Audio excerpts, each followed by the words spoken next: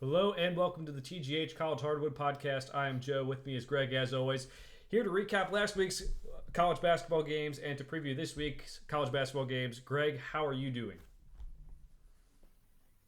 Sports broken. I can't make sense of it. I make some good calls on things that I feel like are you know uh maybe closer than they should be, and some things that I think are easy money that just don't happen. So I don't know what to make of it at this point. Yeah, I'm sick in the head, Greg, where I kind of like when I lose my bets. I think that's makes it more fun for me. Have seeing upsets, seeing things I don't expect. Even if I believe in a team and they're an underdog and it doesn't work out, it kind of like makes me like kind of reevaluate and want to learn more about why that happened. So it is a fun year for a lot of people and seems wide open for a lot of different reasons. We're going to get into a lot of them, whether it's Purdue losing, whether it's Kansas losing to this week. There is a lot to get to. So let's get it started here, Greg. We have Kentucky and Clemson, the SEC ACC Challenge. Kentucky was one of two SEC teams to lose in this challenge. Clemson has the home game here, gets the win. This is a game where I think people maybe didn't know about Ian Sheffield last year. At least maybe if you were a diehard, maybe you knew about him. But now you're going to know about him. PJ Hall is gone for Clemson, but he had 11 points and 20 rebounds. And if you watch this game, it really felt like Clemson wouldn't have been in the spot they were in without him. It was like his energy was feeding the rest of the team. You really didn't get too many great performances from other players. You had four guys scoring in double figures for them. Chase Hunter only had 10 on 2 of 8 shooting. It was one of those he kind of willed them to a win, in my opinion. And for Kentucky, it was a weird game in the sense that they didn't shoot well from 3 point range. That's something that they're trying to do this year, obviously, with Mark Pope's system. Kobe Brea only had 3 field goal attempts after, I believe, before this game was 61% from three. Maybe the game before that he was 61% for three, but he was very good from 3 point range. Last season, obviously, at Dayton, and this year at Kentucky. And it seems like you would want to get that guy some shots in a game where the final score was 70-66. But a good win for Clemson, where we were kind of wondering, could they do this again with Brad Brownell? Could they put this kind of roster together? We have a former UC player Victor Lockett in there. We have a former Boston College guy Jaden Zachary in there, joining Chase Hunter, joining Chauncey Wiggins, joining Ian Shefflin. So it is a good job by him to get this win over Kentucky, and maybe Greg, with the ACC being kind of wide open, maybe putting themselves in a good spot. Yeah, this was like obviously one of the two lone bright spots for the ACC, a very weak ACC. 14 was it 14-2? I know it was only two. I just can't remember how many. I think it was So 14 to yeah. 2 SEC. And this is like again, this was like one of the ones that like we joked about last week, and we were like, all right, yeah, of course, like oh, Clemson's going to beat UK now that we were talking about Gonzaga and Kentucky or whatever, but 20 rebounds for Shefflin. We like that. He goes 4 for 20 from the field. We don't like that, but hey, got the job done. Um, I hope we're not going to have to talk about Brownell.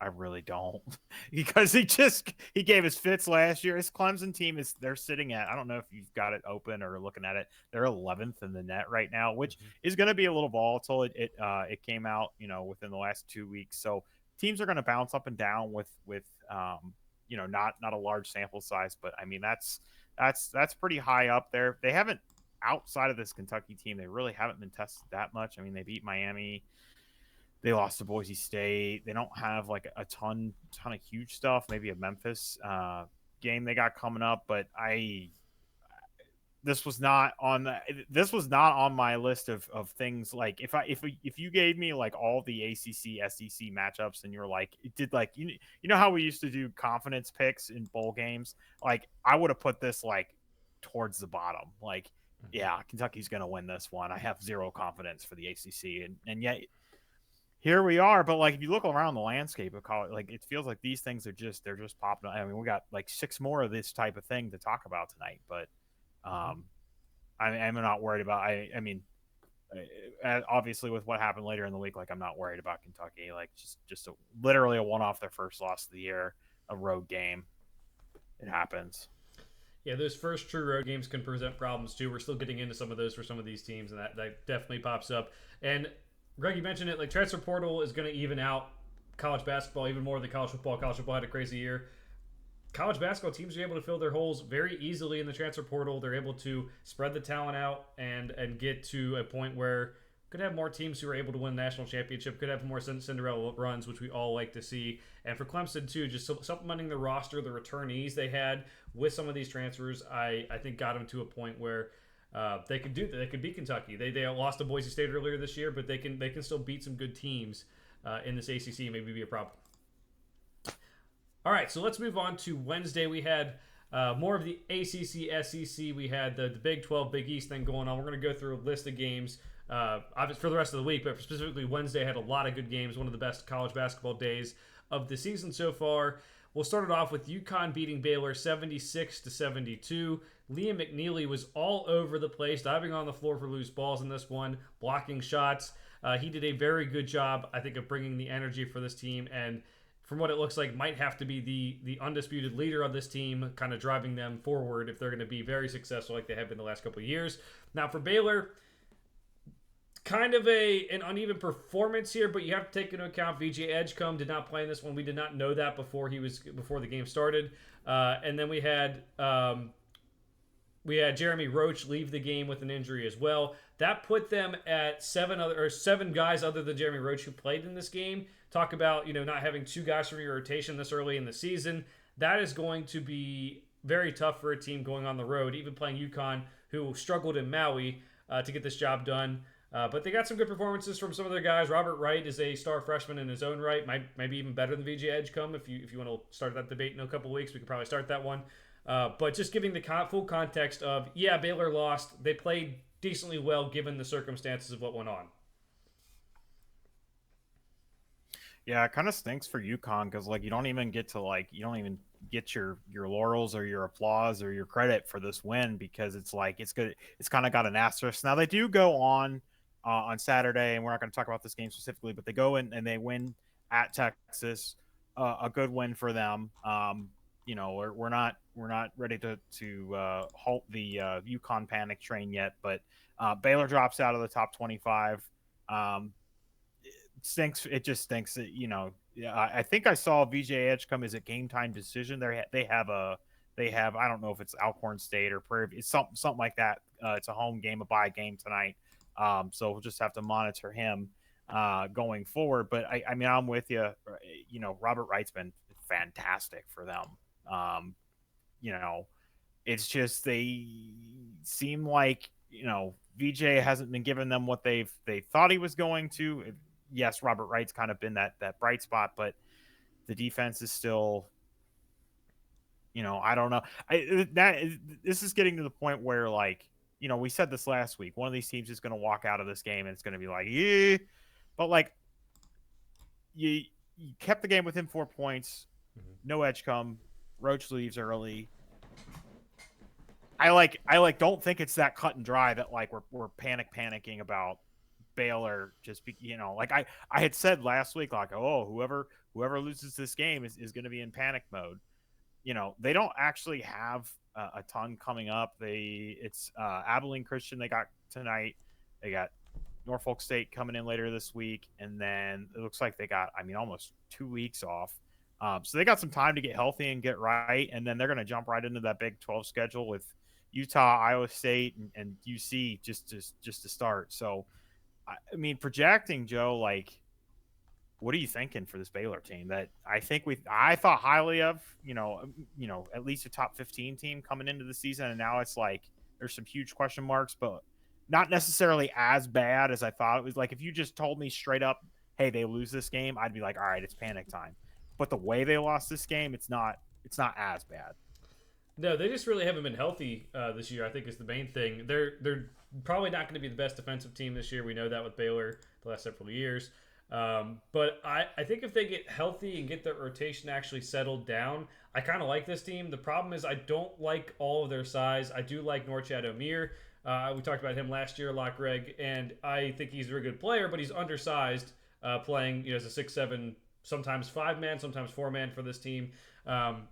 I don't know how that's going to go in the Big 12, but I'm not panicking either. I think once they get healthy, we can really see what they're at, and they're going to have plenty of opportunities in the Big 12. That could be obviously a double-edged sword. You can win some of those, you can lose some of those. But I don't think they need to panic. And we know that they have one of the best coaches in the sport in Scott Drew, whereas a lot of these other teams are kind of worried about maybe early in the season do not have a coach as good as Scott Drew or Dan Hurley for UConn, who really needed to get back on the right track this week. And as you said, they did.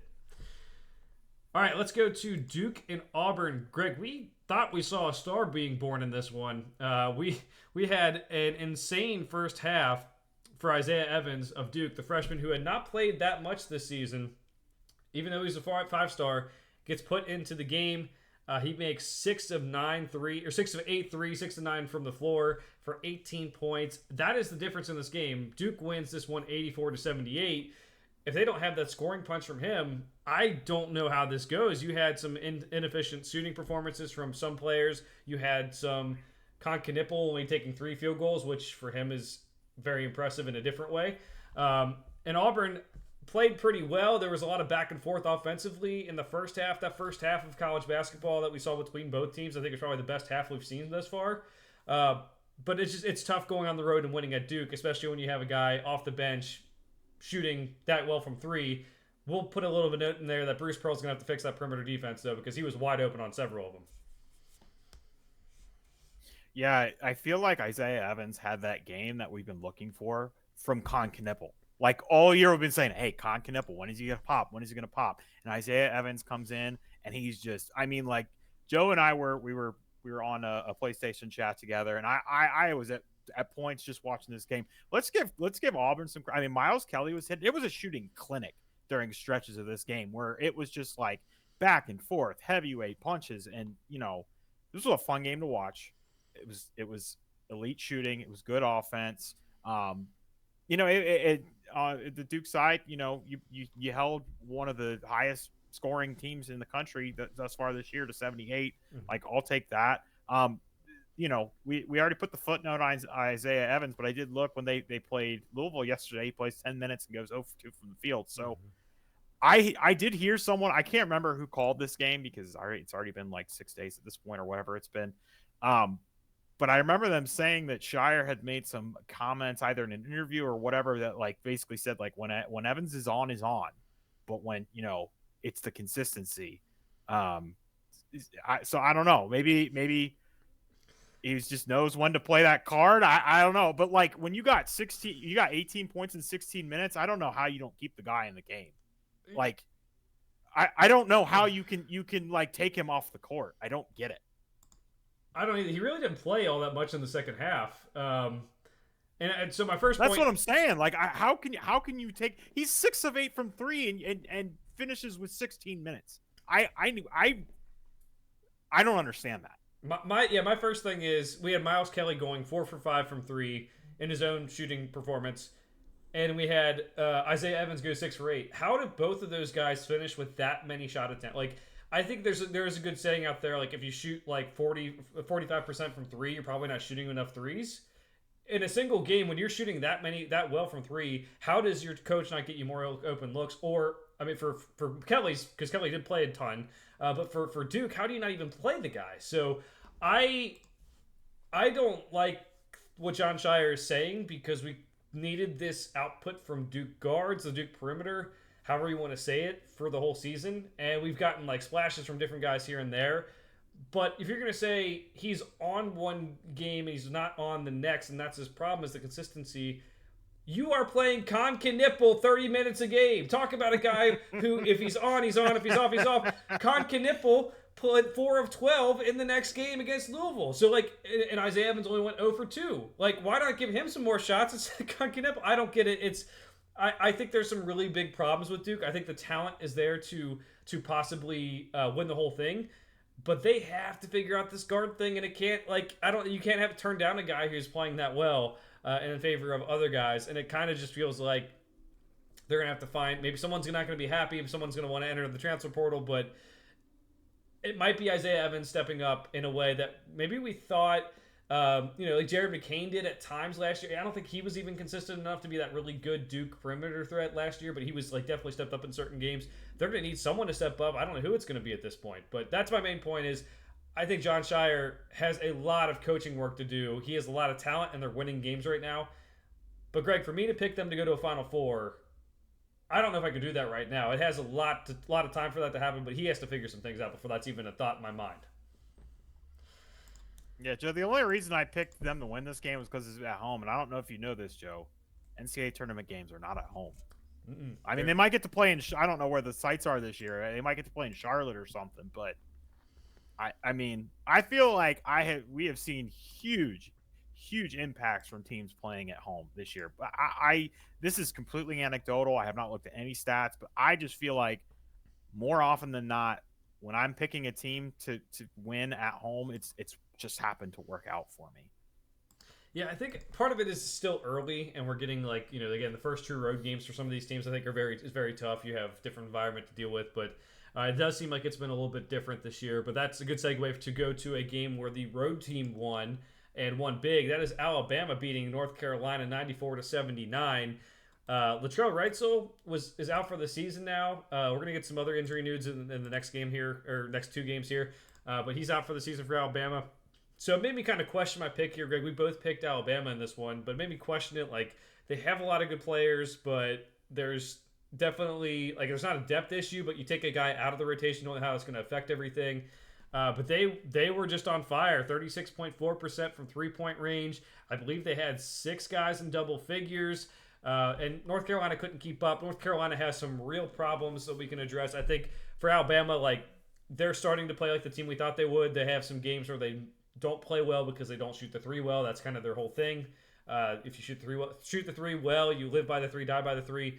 But North Carolina might be more of my focus here, Greg, because I think they're in some pretty deep doo-doo right now. Yeah, they drop out of the top 25, and they probably should. The team, I think, like, a lot of their identity last year was Armando Bacot, get a lot of buckets inside. Like, yes, they had RJ Davis and whatnot, but it seems like they're struggling to kind of find some of that, this new age with, Jalen Withers down there. It's just not the same, on the Bama side, the loss of Latrell Wright, so it stings, it burns. But LeBaron Philon has been fantastic. I don't know if he's 4 or 5 star freshman. I know he was like a top 20-ish recruit, but he's played fantastic. So, they maybe lost something that they thought they'd have, but someone is playing above what they thought they'd get from him, or, I have to imagine.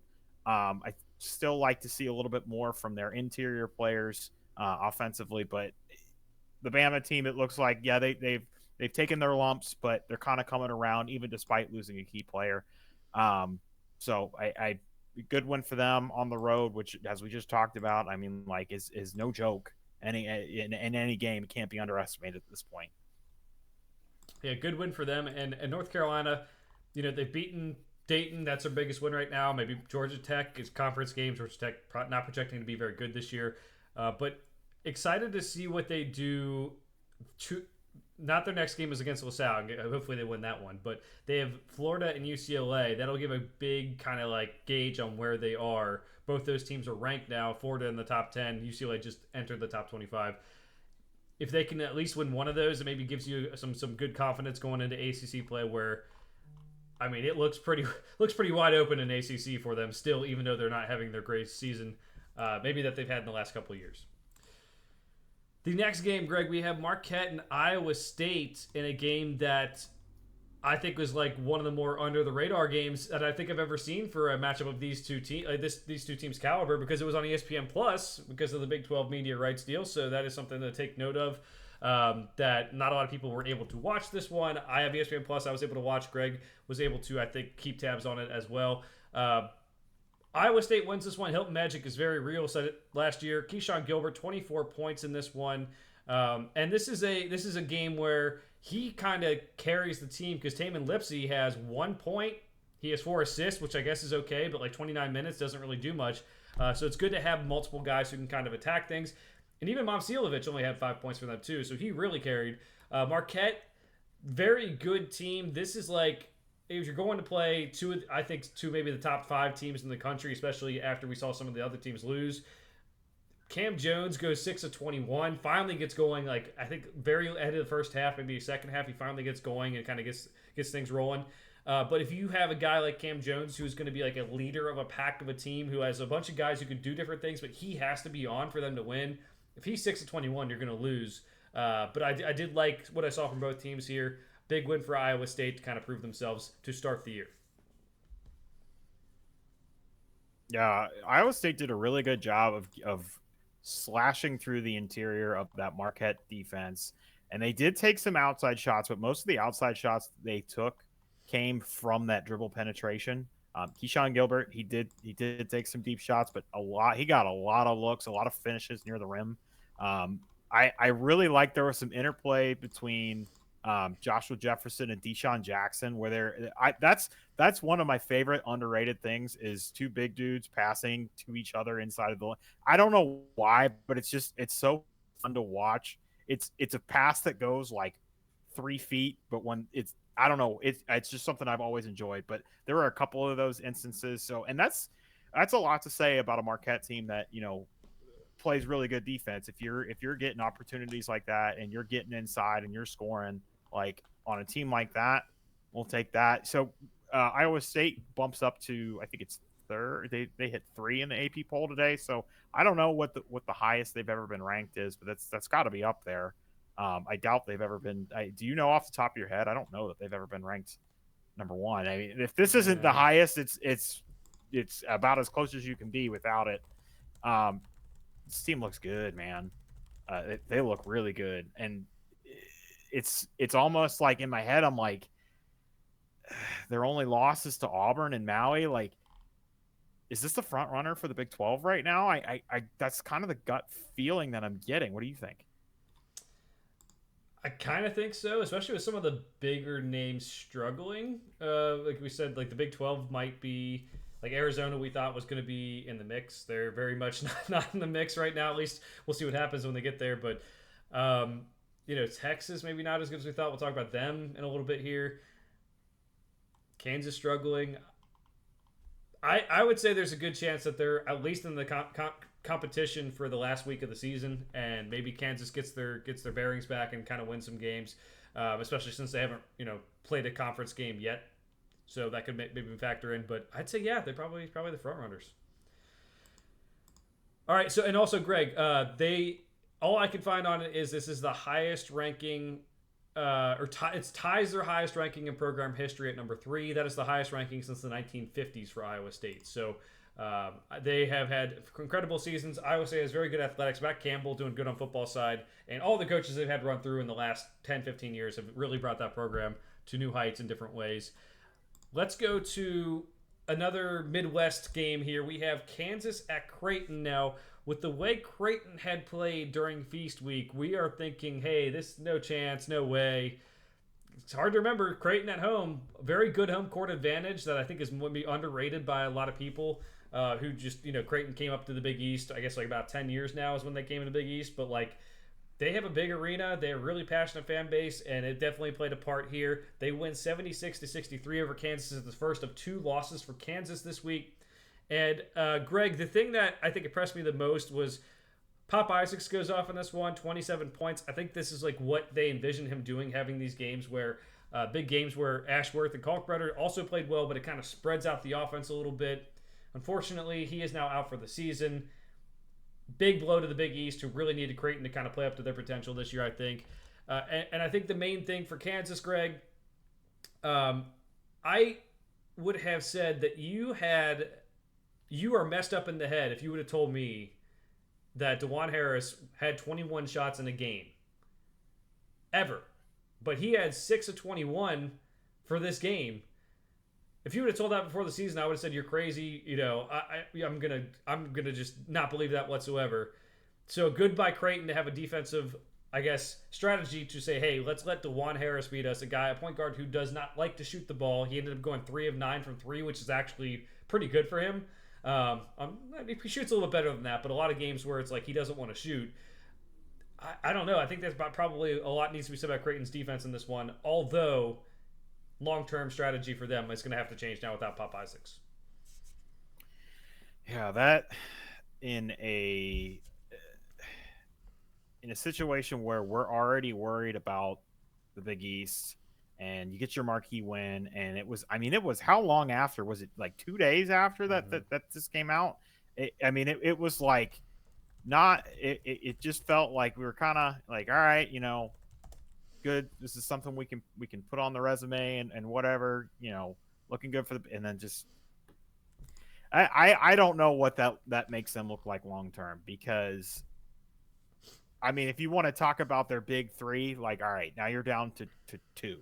You're running through Kalkbrenner and Ashworth, and I feel like a lot of that was what they had last year, but they had Baylor Shireman last year too.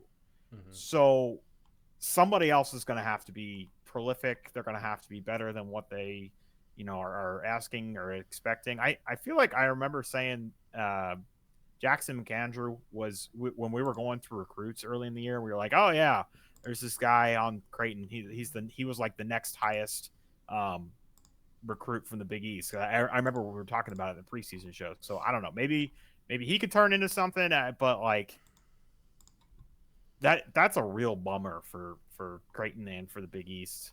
We'll just have to keep an eye on them. Kansas, I mean, they lose this game, and then they go on to lose the border war. They lose at Mizzou.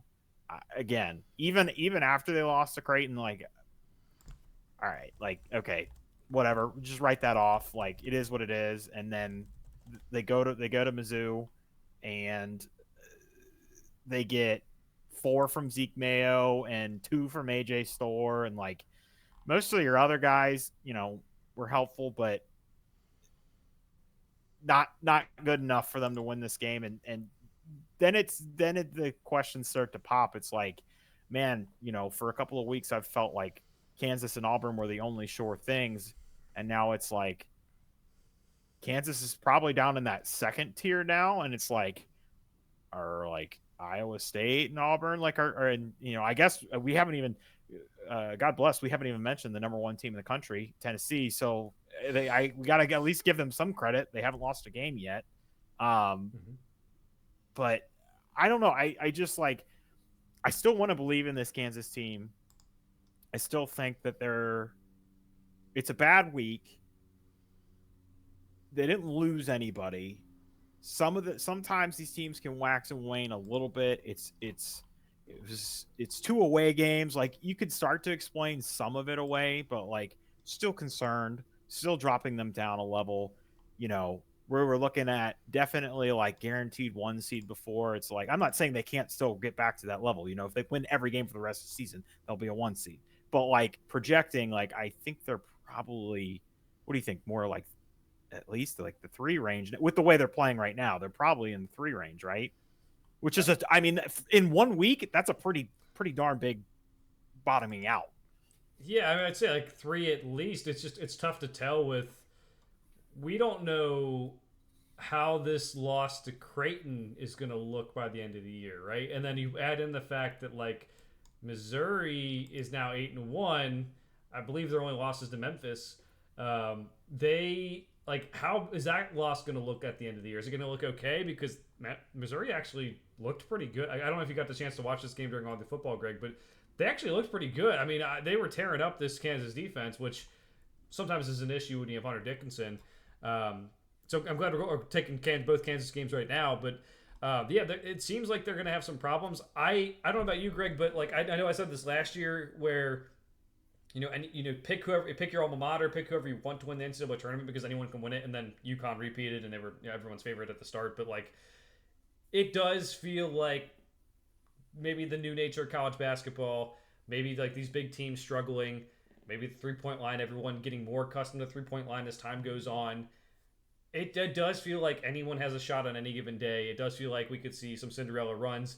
And it's not necessarily just about the middle of the pack raising up, but maybe the top of the pack coming down too. Like, when was the last like dominant team in college basketball that we've had? I mean, you could say UConn last year, but like we're like number one team all season long. Like even UConn last year had their doubts at the start, but like we haven't had those like dominating teams like we maybe like Greg that we grew up with, where it's like Kentucky, John Calipari teams, or like early 2000s Duke teams, where it's like Duke might lose a couple games, but they're going to be there at the end. So maybe UConn last year, but I do think that this year is totally different where we don't have that team, and it's going to be really exciting to watch. So you're right, Kansas playing like a 3 seed. They could end up a 1 seed by the end of the year. If some of these issues that are still plaguing them, whether it's Hunter Dickinson's defense or not, they could end up a 5 seed. We don't know. So definitely excited to watch all this. Let's get to the last game on Wednesday, Greg. I saw the score on this one. I did not get to watch this one closely, but Mississippi State was up early on Pitt. They were up 47-25 at the half. They ended up winning 90-57. And before this game, I texted Greg and said, like, hey, I think Josh Hubbard might be the second best player in the SEC behind Janai Broome. He didn't even have a good game. You're like kind of looking at this like he had 12 points, which for him is not very good. They just thoroughly dominated. Good job by Chris Jans getting this team to a point where I think they're very dangerous in the SEC. And if they got Josh Hubbard going, that's great. But they also got some guys like, Riley Kugel from Florida last year, who people will know of at least. So it is a very good job by them. Pittsburgh, I'm still not sure what to make of them. They have some guys from that NCAA tournament team a couple of years ago. With the Diaz-Graham twins are obviously still on the team. But I really don't know what to make of this Pittsburgh team. For me, Greg, I think ACC just kind of has a lot of teams we're trying to figure out still. Yeah, 90-57 is kind of like the cherry on top of the sundae that is the crap sandwich that is where the ACC is at right now, because this is your ranked ACC team going up against your, unranked SEC team. But that's just where the SEC is right now. Like I don't have the stuff off the top of my head, but I know, I think I saw somewhere it's like, I think Rothstein said today, I think it's 13 SEC teams in the top 50 of the net. And like I saw someone else say like I think the lowest SEC team is like 68th in the net. I mean, like that isn't just a conference that has like title content. Like that is as deep as you can get when you're, you think about Oklahoma and where they were projected and what they're doing. And now they've moved up, I think, into the top 15. Like teams that weren't supposed to be anything are performing really well out of conference. Mississippi State, Hubbard is fine. I mean, I don't want to repeat anything that you already said, but the thing is like when you want to start saying like, what could this team be? Well, they're going to have to go through the gauntlet that is the SEC. So like you could very much wake up and like this team could be a fantastic team and they might finish like 14th in the SEC. I'm not saying they will or they won't, but like that wouldn't be like not a bad thing, but like that wouldn't be like the most surprising thing ever. Like this is the SEC is like the anti Big Ten and ACC. Like it's just a monster. It's really deep, and they also have potentially elite teams. Obviously, we know about Auburn, Tennessee being number 1 right now, Greg. Kentucky, top 5 in the net. A big win we're going to talk about here in a little bit. Florida, top 10 in the AP poll. So, I mean, you're getting to the point now where it's going to, like, we might have to ask this closer to March, Greg, but, like, it might be, like, gun to your head, SEC or the field for the NCAA tournament in terms of a champion. And it might be Big 12. I'd take it right now. Yeah. I would take it right now. Like, they're probably going to get, I mean, like, there's a legitimate chance they get 12 teams in the field. Legitimate. Yeah. I think they're probably going to get 10. But, and again, the numbers are going to be skewed just because there's no Pac-12. So conferences are going to get more than they used to. But, like, there's a legitimate chance. Like, 12 out of 68 is a pretty darn good chance that I'd be willing to bet money on. Yeah. And you think about even, like, the top teams that are elsewhere, considered for winning the championship, because obviously the bottom 5 or 6 of those 12 you're not really considering for national championship contender. You have good teams that are like maybe have more figured out than some of the top teams like Duke that we talked about their issues, or Gonzaga, who we're going to get to in a little bit here, or Marquette, who might be relying on one player too much. Like there's a lot for these teams to figure out. I do think they'll figure it out, and we'll have more of a discussion of like, yes, the SEC is the best conference, but anyone can win, as opposed to right now it's like I mean, gun to my head, I'm taking SEC. So, but let's keep it moving, Greg. I have a big bone to pick with you because on Thursday, Purdue lost to Penn State. Now I lost money on this game. Greg bet money on Penn State, so he made money on this game. And I picked it in our picks. Yes, I did. Go look at our picks. I picked it in our picks. I know you did, but you didn't say a word about it on the show. If you pick an upset this big, I think you have to mention it on the show or it doesn't count. Here's the thing. I don't think it's that big an upset. I think this is just Yeah. I think this is just a callback to what I said about 15 minutes ago. This is just road games in conference play. This is just road games in general this year. I haven't lost any faith in Purdue. And what I said to Joe, I think I can't remember if I texted or I said it to him on a chat somewhere, but I basically said I just picked him because I think Purdue's going to drop some in conference games in the Big Ten, and it's just trying to pick what ones are those going to be. Is that going to be Michigan? Is that going to be Wisconsin?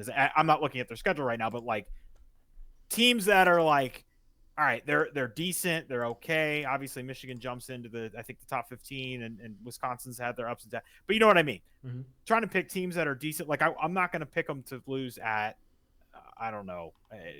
I don't want to name. I don't even want to name a Big Ten. I'm not going to pick them to lose at Minnesota. Yeah. Wow, that's weird. But yeah, it's just I just picked this one. I mean, like they got Ace Baldwin and stuff. I mean, like they got some good players and Rhodes is a good coach. I mean, like there's just it's I mean you said it this week, like it's analyzing this stuff is so hard because there's so many moving parts. The thing we got to think about is like some of these teams will take a while to gel just because there's so many new pieces, and like teams might look one way in December, and they might be a completely different team, not because of injury, but like just because the pieces gel more. I think that's more true now than 10, 15 years ago, just because teams are, I mean, drastically different rosters year to year. Before you might add 4 or 5 new pieces, maybe 1 or 2 of those as a transfer every year, but now it's like, I mean, like we've got more than one power conference team that has an entire roster flipped, an entire roster. Like that would be inconceivable 10 years ago. Obviously Purdue keeps a lot of its core, but it's still a completely new identity for them. They're still trying to figure out some of the ins and outs, some of the details, and they go on and they beat Maryland. I can't remember if that was a home or away game, but they can go on to beat Maryland. So like, I'm not worried about them. And like, I was never thinking like they're at the moment. I was never thinking like they're a national title contender, but like, I just thought, hey, they're going to drop 1 or 2 of these games, probably more. It's an in-conference game. It's on the road. They picked it. If you want to say this is the thing. I don't think it's that big of an upset given all of those variables and factors. No, so like I didn't feel like I had a Babe Ruth call my shot. No, because go ahead. I think you have. I think from now on, if we pick an upset of a top 10 team from an unranked team, we have to say it on the show. Because that was good by you, and you deserve credit. You deserve credit for it. And while we do it on picks, and I have proof of you doing this, I think the people need to hear it. But I will say I'm with you. Penn State was actually favored in this game. That's why I took Purdue. I was not really going to go out of my way to bet on Purdue in a game that I didn't really like them in, but the value of the bet was there for me, where it's like, I think Purdue has some of their pressure issues figured out. They clearly don't. Trey Kaufman-Renn had 7 turnovers, and Penn State obviously running a very physical defense, a very the Havoc defense. That is a matchup that is a bad matchup for Purdue, and might guide some of my picks this week too, based on how some teams play. That I don't know. I thought we were past this, Greg, with Purdue, where I thought, hey, sometimes like the pressure gets to them, but it seems like they're handling it a little bit better this year, and like the guards are older, but then Trey Kaufman-Renn has the 7 turnovers. I think Fletcher Loyer had 5. So you may have picked it just because it was on the road, but I think it was a big factor in like, hey, Penn State was favored in this one. And I'm with you. Not the biggest upset given all the context there, but also I do think future we need to start calling it out if we're going to have upsets of top 10 teams. Again, upsets because Vegas called that one out pretty well. Right. I mean that's the thing. It's like when you look at that too, because I mean I didn't just take Penn State money line. I took Penn State -1.5, which granted is not like a huge line, but like that's kind of where I was at with it. Yeah, definitely. All right, well, we'll move on from that one. Purdue definitely has some fixing to do. As you said, they beat Maryland later in the weekend, so that goes well for them. But they looking like the front runners in the Big Ten possibly. So we'll see how they kind of clean that up. On Saturday, we had a couple good games, Greg. The most notable one, at least early in the day, was Marquette in Wisconsin. Marquette wins this one 88-74. We mentioned maybe Marquette too reliant on one player, even though I love that player, Cam Jones. He had a good game in this one, and that was the difference. He scored 32 points in this one, bolstering his candidacy for Player of the Year. I don't know what more to say. 32 points, 6 assists. And for Wisconsin, it's looking like maybe they have a couple guys who can score, but for the most part, it is a team that I think we maybe overrated in the polls. And a lot of people have said online, I don't know if I agree with this, I don't know if I've watched enough to say, but they might be foul merchants, Greg. What do you think? Well, you remember the Wisconsin is good train started after they beat Arizona, right? They put up. It wasn't just that they beat Arizona. It was Tanji had like four. I can't remember if it was that game or if it was a different game. Tanji had like 40 points, and like that was when that train started. Whether it was that game or the game before, but this team's putting up a ton of points. They're playing different. Now that Arizona win looks a little bit different. It's a home game. At this point, I'm just looking. It's still quad 2 because Arizona's still sitting at 45th in the net. But, so they've gone on to. I mean, like their next best win is like Pitt. They almost beat Michigan this week. So I just I think you're right. I think there was a little bit of overreaction to that Arizona. But to be fair, like at the time. You should give yourself credit because you looked up and down that roster at Arizona and said, I just don't think it's there. And I was like, Joe, I don't know. Like, I think there's some pieces there, blah, blah, blah. And now we're looking at it, it's like, okay, in context, I think it makes a lot more sense. On the Marquette side, I'm just happy I got something like actually didn't do too bad in our picks that we picked against each other, but what I said on the show last week was I feel bad. Like I feel bad picking the Marquette Iowa State game, but if I'm going to pick Marquette to lose that game, I am not picking them to lose the next game. There's no way I'm doing that. So that worked out for me. I'll definitely take that. Greg, I'm excited for Cam Jones and to follow him the rest of the way in a Big East year where we may not have as much to watch because the tournament teams maybe not being the same number or the UConn maybe not being the same.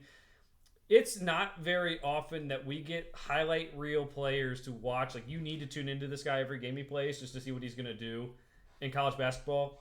That is like a senior, like an older guy on the team. Like, usually we get these guys who are like, freshmen who like Cooper Flag everyone wants to check out. I really appreciate when we get guys, we get to learn more, get to see them grow more. And Cam Jones taking over more of the point duties. Now the Kolek's gone. That's huge. I'm a big fan of his, and I'm excited to, I will watch a lot of Marquette games because I want to watch him play. And I think in the same way maybe we saw Dalton Connect to Tennessee was almost like appointment television for college basketball fans. I think Cam Jones is a similar way this year, even though they played totally different. So excited to watch their games down the stretch. The next game on Saturday we're going to get to, Greg, Gonzaga and Kentucky. Gonzaga goes up early in this one. I believe it was a 16-point lead at the half. It was 50-34. And I'm thinking it's over. I had Gonzaga winning this one pretty easy, especially given the context of starting point guard Lamont Butler is out for Kentucky and Kirk Kriisa inserted into the starting lineup. Now, Greg, we've talked about how inefficient he is on the show in the last year since we've been doing this one. I kind of like him as a spark plug off the bench. I don't like him as the starting point guard of your team, and he did not play well against Clemson last week. He wasn't too bad in this one, but he ends up getting hurt. So he plays 27 minutes, and he gets hurt, but he plays a lot of minutes first half, so he gets hurt midway through the second half. This game goes into overtime. Kentucky doesn't have a point guard on the roster, so Jackson Robinson, who transferred in from BYU, who was under Mark Pope, ends up playing point guard for Kentucky, helps lead this big comeback where they go to overtime and they win 90-89 in overtime. I'm really impressed with Jackson Robinson. He really hasn't had a great game at Kentucky up until this point, but the 18 points in this one while running the point guard spot and actually showing really good court vision, I think that's the number one thing Mark Pope looks for is making sure guys can pass the ball, whether they play point guard or center. and they move the ball. And so Kentucky wins this one after being down 16, which is the largest halftime or tied for the largest halftime deficit that the program has ever recovered from. Um, and they only shoot 28% from three, which is supposed to be this team's strength. So I come away from this week very impressed, even though they lost to Clemson and they get this win. And Gonzaga, on the other hand, Graham Ike is a problem. He did the same thing to Kentucky last year where he scored a lot of points. He had 28 points in this one. And I think they're going to be just fine, but I think they're going to kind of regret giving this game away based on I feel like there's times where they just like take their foot off the gas, and that happened in the second half, and they need to fix that where they are pedal to the metal all the time. And like last year, maybe they didn't have the depth to do that. This year, I think they do have the depth to do that. Yeah, if you want to talk about pedal to the metal, you know how easy it would have been for Kentucky down 50-34. You give up 50 in the first half. Holy cow! You already lost to Clemson. You know how easy it would have been for those players just kind of like, all right, let's just mail it in. Like it's a long flight back from Seattle to to Kentucky. Like whatever. Let's just get this over with. Roar back. I mean, like that's big. That is not just a huge win. The way they won, the way they came back. The game finishes on the ball getting batted around. I mean, like that's a fantastic win. I hate that it's going to get counted as a neutral. Mm-hmm. It clearly should be in a way. And correct me if I'm wrong, Joe, but this was scheduled when Calipari. This is what it's like a 6-year series or whatever. I know it's longer than just home and home. I thought it was a couple of years. My thing is I'm wondering if Pope being in, maybe he'll say, "Hey, we can shift this to the because this win. I mean, like it's not drastically different, but like it looks significantly better if it maybe you don't get the win, but like it does look a lot different if it's at home or if it's away and you're basically playing them away anyway. So why not just play it at the Kennel? I'm with you on Gonzaga. I mean, like Nembhard continues to impress in this game. 10 assists to 1 turnover. Dude is like easily top 2 point guard in the sport right now. Good game from Graham Ike. Could have used more from Jai Hickman, but that's going to happen. I'm with you. I think they got more depth. I think they really can push it. I when Steele Venters got hurt again this offseason, I was like, I don't know if we're going to have issues again, but like Battle has been great. I mean, they really do have the depth to, we're going to play 115% the whole game. And that probably would have resulted in a win. It is easy. I mean, like it's the mental side of sports where it's like, all right, we're up 50-34, but we've seen how many of those this year between the Auburn comeback and the Carolina comeback. I mean, it's just like left and right. This stuff keeps happening. Again, anecdotal, like I don't have a stat sheet in front of me, but like it feels to me like these type of things are happening this year more than they have in the past, or maybe they're just happening more in marquee games, but I don't know. I don't know if I have an explanation for it. It might just be an observation. Definitely makes things more interesting than games finishing with 20-point spreads. So, definitely. So this is a 6-year series. This is the 3rd year. They played in Spokane Arena in 2022. They played in Rupp last year. They played in Seattle this year. Nashville next year. I don't know how that got thrown in there, but Nashville. And then Rupp Arena 2026. And then they will play in McCarthy Athletic Center, the Kennel, in 2027. Again, it's good. It's good in the sense that you get that road game. When they scheduled this initially, they wanted the chance for Kentucky fans to travel, which they did. Holy crap, there were so many Kentucky fans there. So we'll see how maybe things will change, but this is a good series for both programs. I think it's good for Gonzaga to test themselves. Good for Kentucky on the other side too. And something just kind of note. But a lot of people have kind of like questioned the stat of 16 points was the biggest second half comeback for Kentucky. That is from a halftime deficit perspective. Kentucky came down from like 31 points against LSU in 1994 in the second half, which is like the which is like one of the best comebacks in program history. But just to note, this was one of the most impressive ones they've had, and I'm really excited about this team moving forward. And I'm still excited about Gonzaga in a year where we don't know which team's going to step up and be the big dogs. I still think Gonzaga can make a run at the championship. I still think Kentucky. Don't want to get too ahead of myself here, but they look like they can compete with at least the best teams in the sport. So excited we got that game, Greg. And you're right. I think there are a lot more crazy things happening, whether it's comebacks or upsets this year. It's been a lot of fun already. Let's move on to Sunday, Greg. We already talked about Kansas and Missouri, so we'll move on to Arkansas State pulling off the upset over Memphis. Now, this Memphis team was one that we kind of liked after Maui, but we kind of said, like, well, who did they beat? Because a lot of the teams over there we didn't know. But now UConn looks like they're back on track. So I think you can give some due credit to Arkansas State for getting a big win, whether Memphis ends up being a team that ends, reaching the potential or, getting in the tournament, or a team that maybe is on the bubble by the end of it. But this is a team that a lot of people talked about in the preseason. They have some transfers who have played big-time college basketball, one of which was Joseph Pinion, who played on Arkansas last year. Obviously, John Calipari comes in. A lot of those guys transfer out. He had 22 points in this one for Arkansas State to lead them.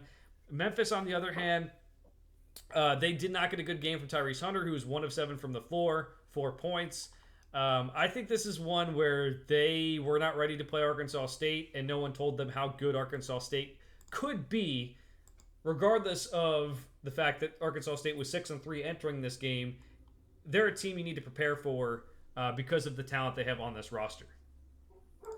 Yeah, I did just think it was funny. It's like, I had heard, hey, Arkansas State's probably the pick to win the Sun Belt this year, but then like you go look and they're coming off a couple of losses in the other part of the Baja Mar. They weren't in the main showcase Baja Mar, but so they come off 2 losses, and then they go they go back home and they play 0-10 Jackson State, and they only win that game by 2, and then they turn back around and go to Memphis, which granted, that's not a long trip for them. I can't imagine. I don't know where in Arkansas they are, but it can't be more than a 2-hour, if even that. Campus can't be that far from Memphis because Arkansas is right there. But it was pretty dominant. Like I think like a 15-point lead at half. I mean, it was Memphis pushed a little bit in the second half, but then Arkansas State pulled away. So I don't know. We had kind of said, well, I won't say we. I'll say you, because I'll give you the credit because you're the one to say it. Hey, is Penny going to find a way to mess this up? And like, I don't know if this is that, because this team it's a mid-major, but like they're mid-major that's supposed to be decent. Yeah, we do take like a little bit of a closer look at who they've beaten, but like you think about it, they've beaten UConn. All right, like they're maybe coming around a little bit. They beat Michigan State. All right, Michigan State just popped into the top 25.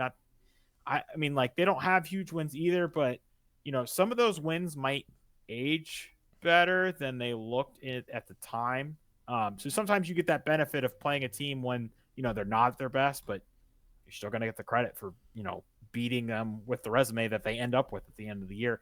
They got Clemson coming up, so that's a Saturday game. I don't think did I add that to our? No, I didn't. I don't for whatever reason. I mean, like there's Saturday's pretty packed. Other than that, there's not much.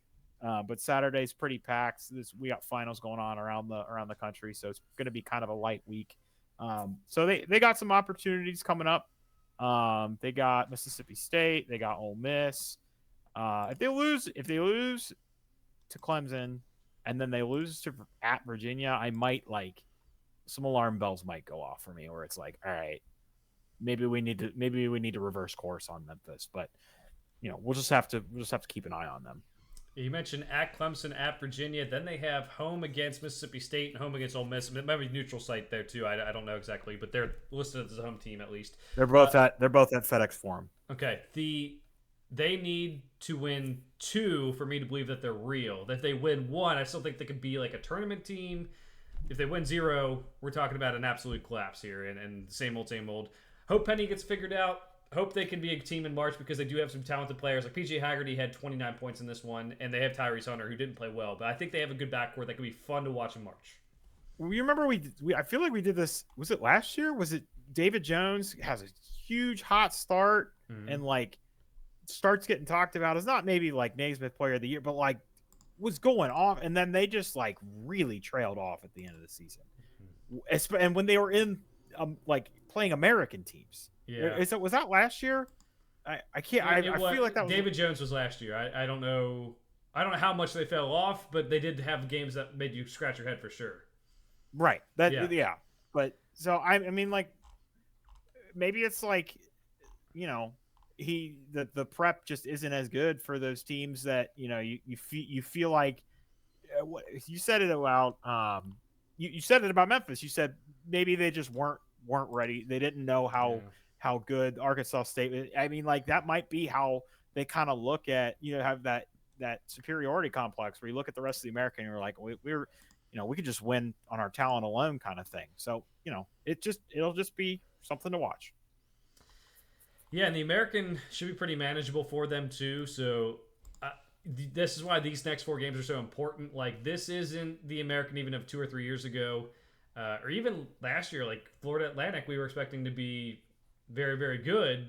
Didn't have quite the season they expected, but like Wichita State's 8-1. I don't know if that's going to be that great of a team. UA was supposed to be decent. I thought a couple places picked them to win the league, and they've been horrible. 5-5, yeah. Like, you're not going to get a lot of good wins in the American. So like this is your resume building is right now. Yeah, and USF obviously Amir Abdur-Rahim passes away. That makes things tough for them. They're 5-4. A lot of their players have moved on anyway. I don't know if they would have been good, but that obviously makes it tougher to deal with a tragedy like that and have a good basketball team. So like it is a very, I would say, not very good American league, and so Memphis should run away with it. Obviously take a loss or 2 in conference because it's every conference has that kind of stuff happen, but I'm excited to see what they do in the next several games and then when they get the conference play.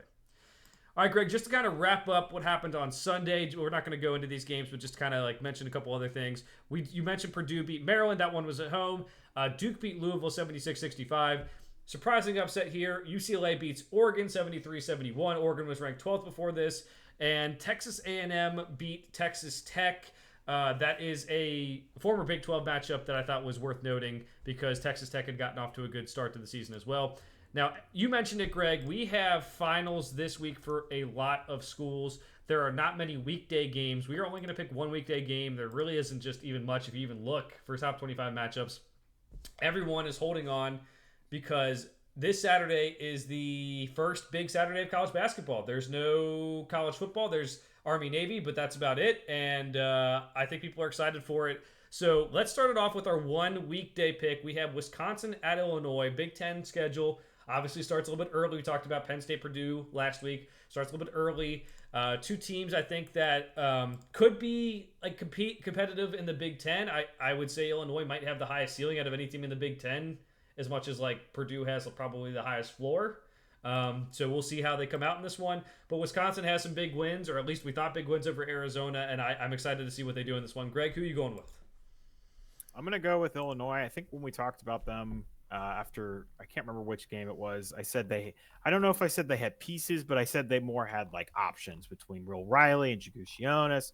And I thought Colin Boswell's been playing better. This game is at home. That's just going to be more of a factor this year, just with what I've been seeing in any game I pick. I don't know who's going to be favored. I feel like I'm looking up and down my picks for this week. I'm picking a lot of favorites, and I don't like doing that, but I like to have either some sort of, if I'm going to pick an upset, like I either like to have some sort of gut feeling or some sort of reasoning, like with the Penn State, like, where I can logic my way into it. I'm not feeling that with this game. I'm going to go Illinois. I'm going to Illinois as well. I knew I mentioned preseason, like I wasn't as high on them. And then I saw how this roster actually works together. And Kasparis, Jakushionis, probably butchering that still, but that is like, he is a really good player who's going to be a lottery pick. And I think if he keeps on running things the way he has been, I think that can really be a really good team. They're not where they need to be yet to be where I'm believing in them a ton, but they've proven enough. And so I got Illinois as well. Greg, just to mention this because it is 14th overall. We both have Arkansas beating Michigan this week. This one is going to be in Madison Square Garden for the Jimmy V Classic. So not going to go too much into that, but just wanted to note that it's not on our listed picks. But just in case Arkansas wins or loses, we can look bad or good. We'll move on to the big Saturday we have. There are so many games to watch. Greg, there's games that I think we could have picked that we aren't picking. Yeah, Think I definitely yeah, narrowed it. I narrowed it down. like Yeah. we're not picking Ohio State Auburn, but like I don't think Ohio State's going to win, and that's probably we're not picking it. But like that's a fun, interesting game. Wisconsin Butler, UCLA Arizona, and a battle of teams that used to be in the same conference. NC State Kansas. There's so many big things to watch. First big weekend of college basketball this season. I'm excited. First one we're going to get to, Greg, Texas A&M and Purdue. This one is a neutral site in Indianapolis where the Pacers play. I am going to take Purdue. I don't have like a wild list of reasons or analysis on this. Texas A&M have been a little bit inconsistent. I know they just won at Texas Tech, literally this weekend, but I'm gonna. It's not a home game, but it's a home game. I'm gonna go with Purdue. I'm going Texas A&M. I mentioned this is maybe not the best way to do it, but I gathered information throughout the year. Thought Purdue was better at handling physical play and the pressure. I don't know how they're going to handle a Buzz Williams coach team. I think it could get gruesome. I think it could be physical. And when you have guys who can score with Wade Taylor leading the way, I will go Texas A&M. They've earned my trust back for a second after winning a couple big games, after losing the opener to UCF. So I'm going to go Texas A&M in this one. But I think it's a good game to find out where both teams stand with some of their strengths and weaknesses.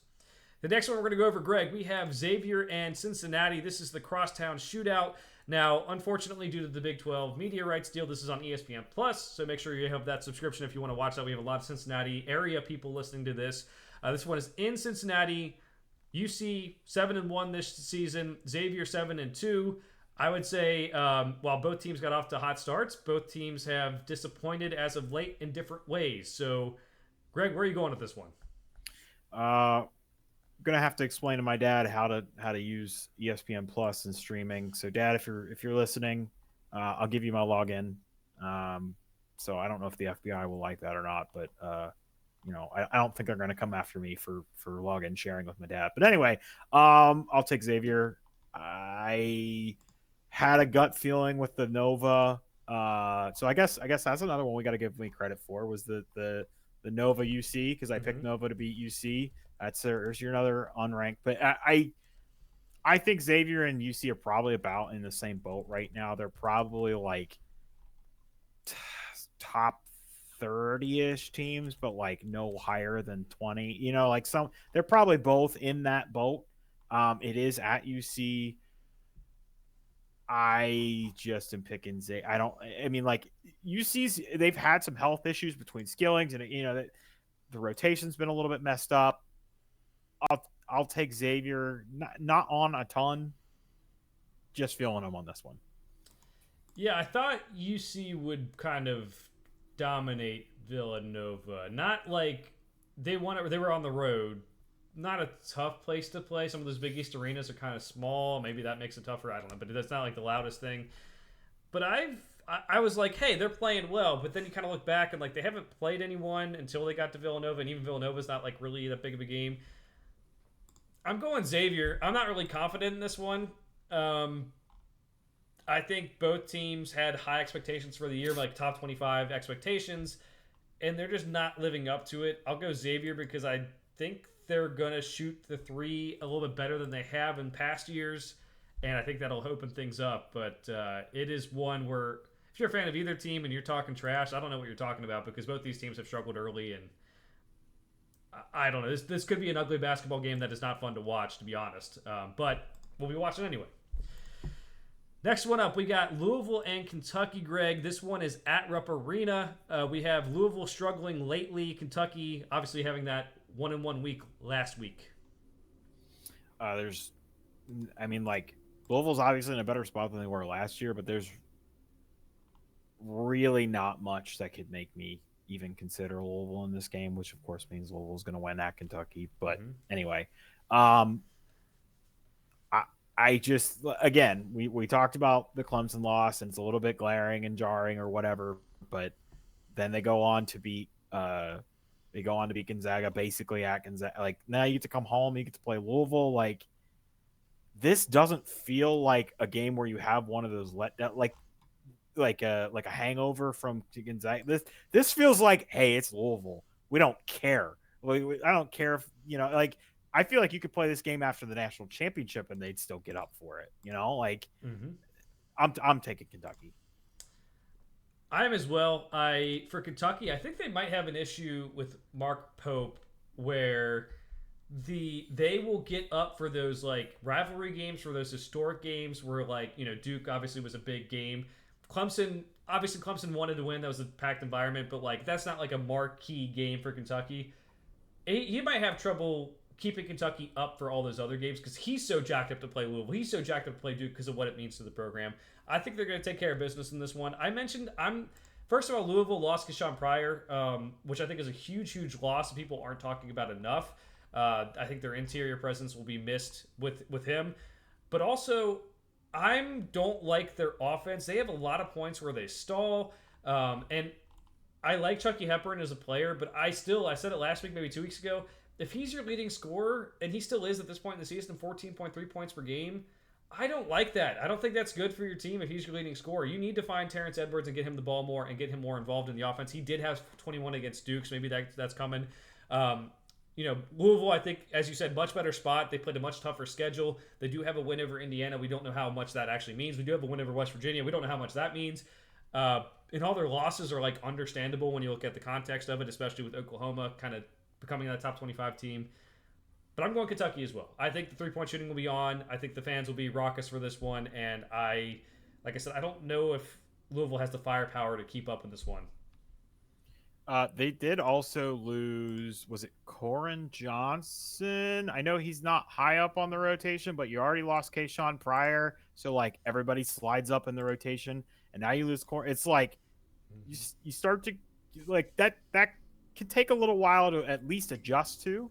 And you're definitely starting to look thin, from a team that was already struggling. Yeah, I should mention this too. We always mention when we go to the games on the podcast. I went to see Ole Miss Louisville this week, and it like in person, it did feel like those scoring droughts were like getting to them too. Like they knew they were almost forcing things to try to get a basket, and that wasn't good. And despite me not wearing my Kentucky stuff, I was treated very rudely several times by Louisville fans wearing neutral colors. So there's that. So we'll keep it moving. And Kentucky fans are angels, so. Oh, absolutely. We're very much not. But Tennessee and Illinois is a interesting one. Obviously, Tennessee moving up to the top spot in the rankings. Illinois already has a game that we're excited about this week with Wisconsin. A lot of orange going to be in this arena in Champaign. I don't know how you feel, Greg. I think this is going to be a really, really fun one, and seeing two different conflicting styles of play. Tennessee has just been good on that defense for what feels like years now. It's going to be fun to see some of the offensive pieces that Illinois has to go up against this tough Tennessee defense, currently sitting at second in KenPom. I'm taking Tennessee just based on that defense. I know it's at Illinois. Again, I feel like I'm picking. I feel like even though Tennessee is the away team, they'll probably still be favored in this game. And I feel like I'm taking a lot of favorites this week. But I'm feeling Tennessee on this one. I am too. They aren't just beating teams; they are killing them. Like I think their closest margin of victory so far is like 14. I think is against. I think it's against 14, which was against Baylor. 15 against Baylor. So they are smashing teams. I think we maybe overestimated the loss of Dalton Connect, who is a very good player, but they bring in Chaz Lanier from North Florida. He's filling that void as not as well as Dalton Connect did, but he's filling that scoring void. Kai Ziegler, 7.9 assists per game. His stat line is good enough to win Big East Player of the Year because we know that from Tyler Kolek. He may not be good enough to win SEC Player of the Year, but I think Rick Barnes is doing a fantastic job. I didn't think this roster had it, to be honest, when it started, but I think with a Illinois team that is still a lot of new guys finding their roles, even 8, 9, 10 games into the season, I think Tennessee can take advantage. I'm taking another favorite too, so I will take Tennessee. All right, Marquette, Dayton, Greg, are you going to this one? I just checked my schedule because I had a freak out for a second, and I thought the fifth grade team that I was coaching had a game at that time. But I thought this was an afternoon game. It's not. It's a 7 o'clock game. My team that I'm coaching plays in the afternoon, so we're good. Yes, we are going. We will not be selling these tickets. We will be going to this game, and unfortunately, Dayton will be losing. But that's okay. I think they're going to put up more of a fight than I'll look at the spread on this one, and if it's like Dayton like +5 or something, I'll probably take that. Okay. I'm a little bit upset that I have plans this Saturday and I cannot just tag along with you or buy tickets and just go sit right next to you for this game because, as I mentioned, get to see Cam Jones would be amazing. I like Marquette a bit deal more than I like Dayton, but I think you're right. I think they'll put up a decent fight. But I think there's just too much firepower with Marquette to keep up with, especially with some offensive strategy issues sometimes at Dayton. So I will get Marquette to win this one. Now, the way they win this game is going to be if Enoch Cheeks, Bennett, and company, if they're hitting the deep shots, because Marquette has really good they guard passing lanes well. They do a lot of things well on defense, but sometimes if those deep shots are going in, I mean, like Joe's already said on this podcast, that's just the equalizer. Mm-hmm. I mean, I think they're going to have to, if they want to be, if this is a 2-point game, I think we're going to look up and we're going to say Dayton shot 47% from the 3-point line as a team or something stupid like that, right? Yeah.